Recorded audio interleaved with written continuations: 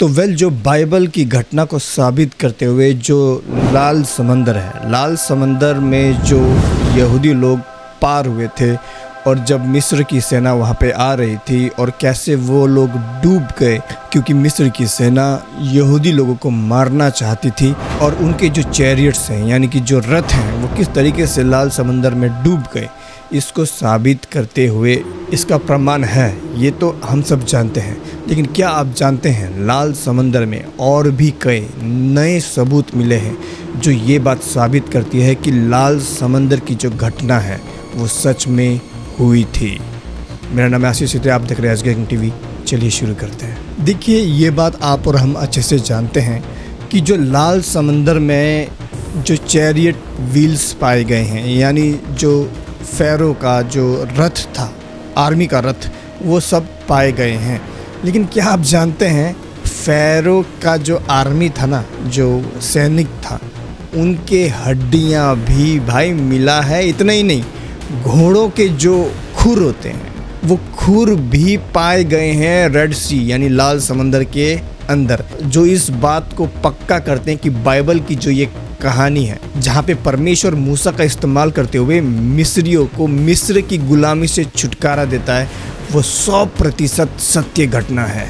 लाल समंदर के अंदर मिस्र के सैनिकों के हड्डियां पाया जाना और इतना ही नहीं, फ़ैरो के जो सैनिक थे उनके जो घोड़े थे उनके खुर पाया जाना, ये सारे सबूत पुराने हो चुके हैं। लेकिन अभी एक और नया सबूत निकल के आया है।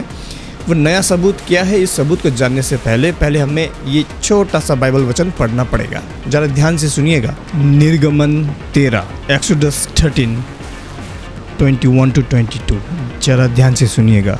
और यहोवा उन्हें यानी यहूदियों को दिन को मार्ग दिखाने के लिए मेघ यानी बादल के खंबे में, ठीक है, दिन को रास्ता दिखाने के लिए बादल के खंबे में और रात को उजाला देने के लिए आग के खंबे में होकर उनके आगे आगे चला करता था।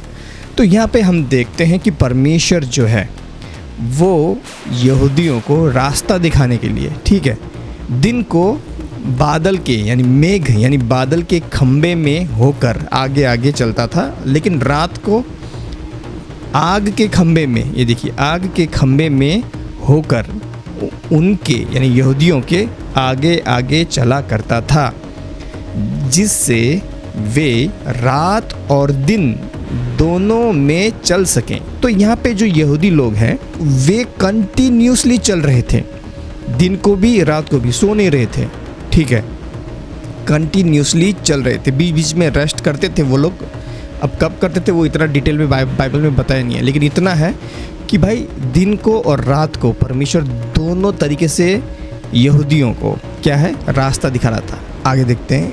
उन्हें ना तो बादल के खंभों को दिन में और ना आग के खंभों को रात में लोगों के आगे से हटाया।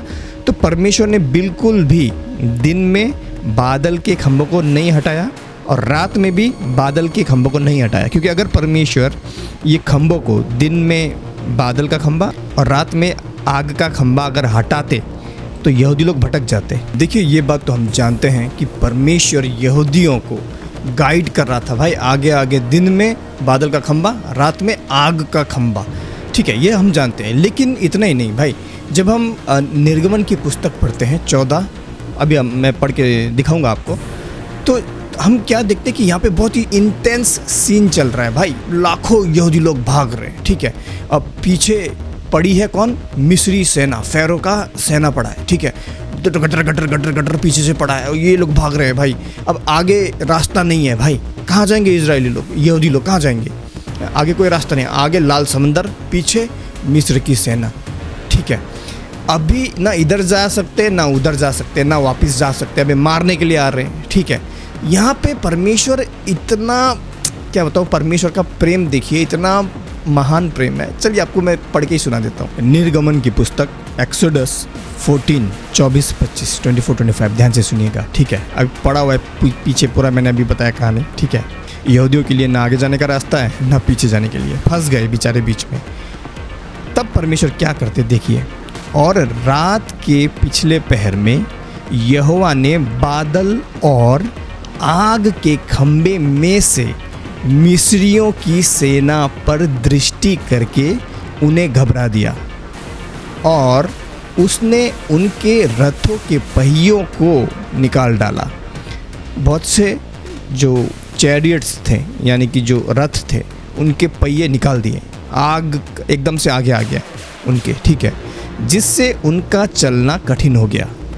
तब मिस्री आपस में कहने लगे, आओ हम इजराइलियों के सामने से भागे, क्योंकि यहोवा उनकी ओर से मिस्रियों के विरुद्ध युद्ध कर रहा है।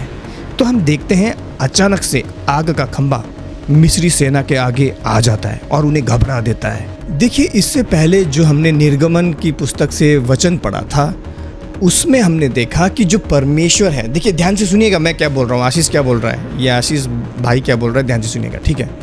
इससे पहले जो हमने निर्गमन की पुस्तक में जो वचन पढ़ा ना, उसमें हमने क्या देखा कि परमेश्वर क्या है, एक जगह नहीं है। Pillar of clouds and pillar of fire is moving, ठीक है। मैं ये क्यों बोल रहा हूँ, ज़रा ध्यान से सुनिएगा। वो चल रहा है, मतलब एक जगह स्थिर नहीं है, ठीक है, चल रहा है। दिन में बादल का खंबा, रात में क्या, आग का खंबा, पिलर ऑफ फायर बन के क्या मूव कर रहा है। लेकिन अभी जो हमने एक्सोडस यानी निर्गमन 14 वचन पढ़ा, उसमें हम देखते हैं कि जब मिस्री लोग आते हैं तो परमेश्वर का जो खंबा है, आग का खंबा में होके परमेश्वर जब आते हैं बिल्कुल मिस्रियों के और यहूदियों के बीच में एकदम से आ जाते हैं। इसमें हम क्या देखते हैं कि जो परमेश्वर है, वो जो खंबा है, पिलर ऑफ फायर है, वो एक जगह स्थिर है ना, एक दीवार की तरह आके खड़ा हो गया ताकि यहूदियों को कोई नुकसान ना पहुंचा सके मिस्र की सेना। तो यहाँ पे इस पे मैंने बहुत विचार किया और विचार करने के बाद में मुझे बचपन में मैं साइंस में पढ़ा था, वो बात बहुत याद आई। और वो चीज़ क्या है, बचपन में मैंने पता नहीं, आई थिंक मे बी 6 और 7 या 5, पता नहीं कौन सी क्लास में पढ़ा था, इग्निशन टेम्परेचर क्या होता है, इस विषय में हमें पढ़ाया गया था जब मैं छोटा था।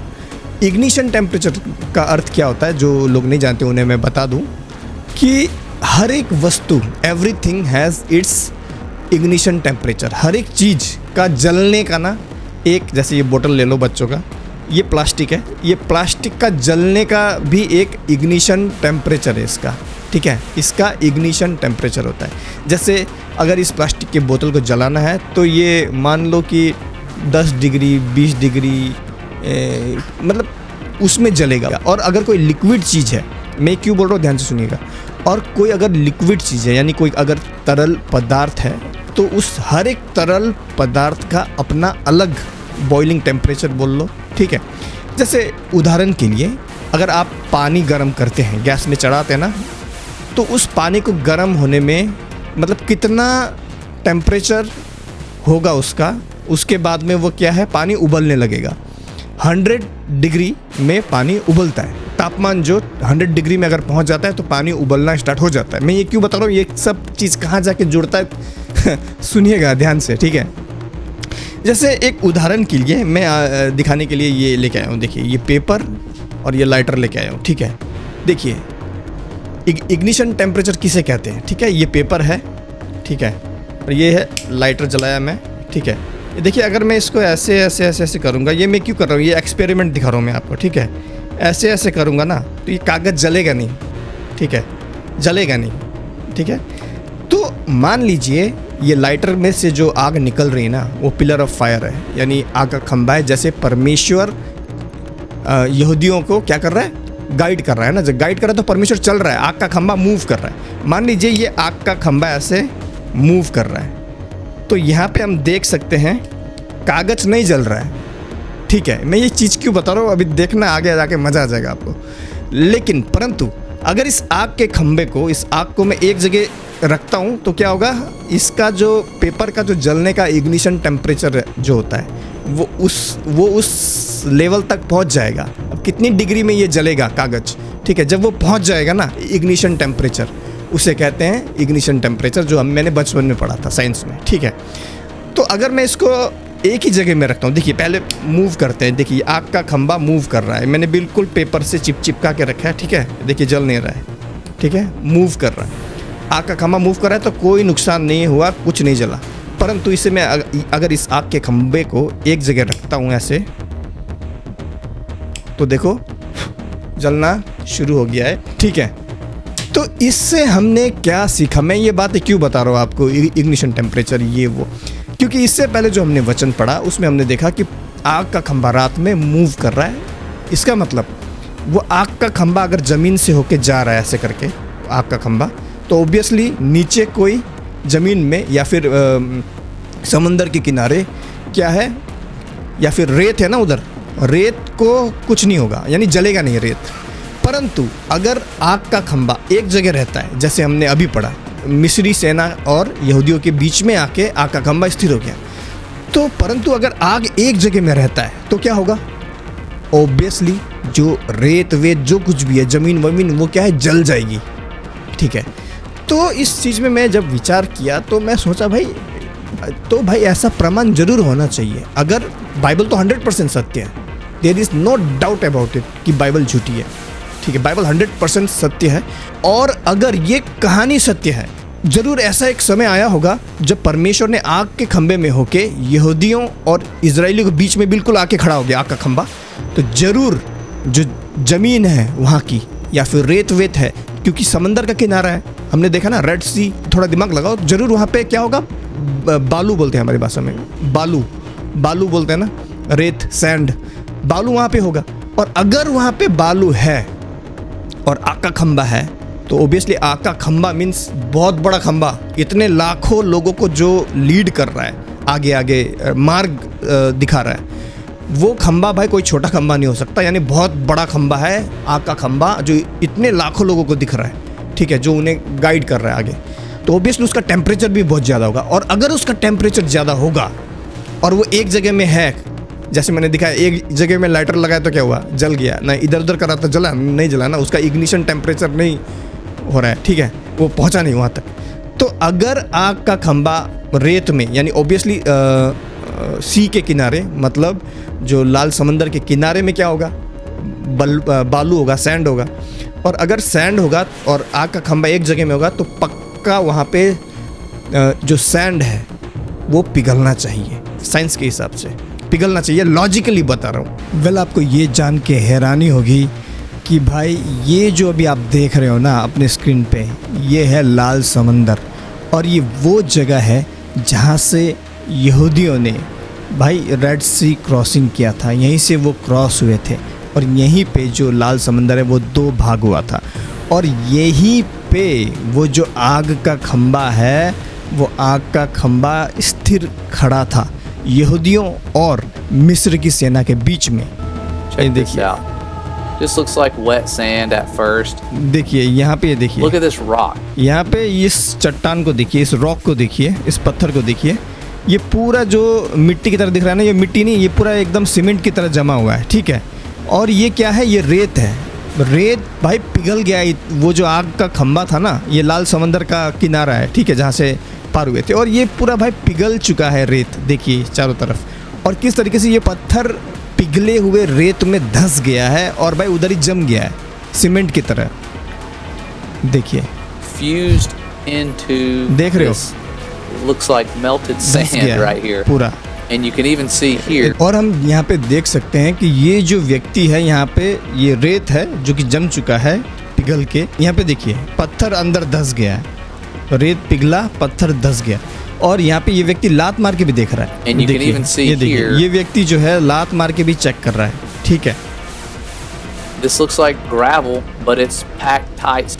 देखने में ऐसा लग रहा है कि भाई ये कंकड़ है, लेकिन कंकड़ भी नहीं है ये, ठीक है, ये जो पिघला हुआ रेत है आपस में चिपक के ऐसा बन गया है, ठीक है, Solid together, one piece like concrete, like it's been देखिए ये सीमेंट की तरह लग रहा है, यहाँ पे ये पूरा रेत है जो पिघलने के बाद जम गया है, paved. And it has not been paved. And this looks like a little puddle of water. It's not. ये जो दिख रहा है यहाँ पे ऐसा लग रहा है कि पानी जमा हुआ है, लेकिन ये पानी जमा नहीं है, यहाँ पे जो रेत है वो जल के ऐसा हो गया है, काला काला टाइप का, ब्राउन टाइप का हो गया है, ठीक है, ये पानी वानी नहीं है, ठीक है। यहाँ पे This is solid like glass. It's ये a टोटली पूरा सॉलिड है, I would love to go to this place. देखिए यहाँ पे वैज्ञानिक लोग गए, वीडियो भी बना रहा है, साथ में ये चेक भी कर रहा है। देखिए And here's this guy just chipping देखिए away. हथौड़ा मार मार के ये लोग देख रहे हैं कि जो रेत है वो पिघल के पत्थर बन चुका है और ये कैसे पत्थर मार मार के तोड़ रहा है। देखिए At this historic ये piece देखिए of ground. देखिए कैसे पिघल गया है, देखा I would just feel रेत। ये देखिए so bad doing that. ये देखिए कैसे पिघल के रेत आपस में चिपक गए हैं और चिपक के पत्थर जैसा बन गया है। Stuff's been frozen in time. देखिए साफ साफ दिखाई दे रहा है कैसे पिघला हुआ है। But you can see, I mean, this thing here, the grains of sand.